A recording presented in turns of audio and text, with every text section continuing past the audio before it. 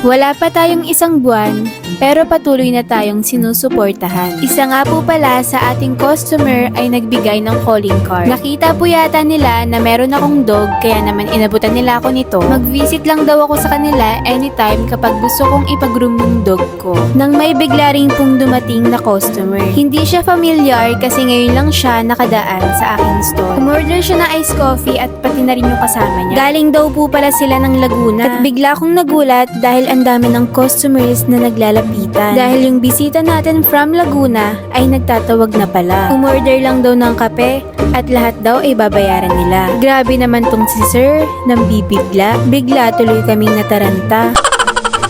Pero sobrang nagpapasalamat po ako sa kanila. Bukod sa naging blessing sila sa iba, tinulungan din nila akong kumita. Salamat po! At saktong pag-alis po nila, ay hindi na rin tumigil yung mga tao sa pagpunta. Alam nyo ba, kadalasan sa mga customers na nagpupunta, ay napapanood lang daw tayo sa social media. Nakakatuwa lang isipin na ganun na pala tayo nakikilala. Marami pa nga po palang nagpi-PM sa akin na gusto raw nila pumunta. Kaya po sa mga nagtatanong kung saan kami nakapwesto, dito lang po yan sa Imus Cavite, Greengate Subdivision in front of Espacio Save More. So ayan, alam mo na, pumunta ka na para mapagtimpla na kita. So yun lang. Bye!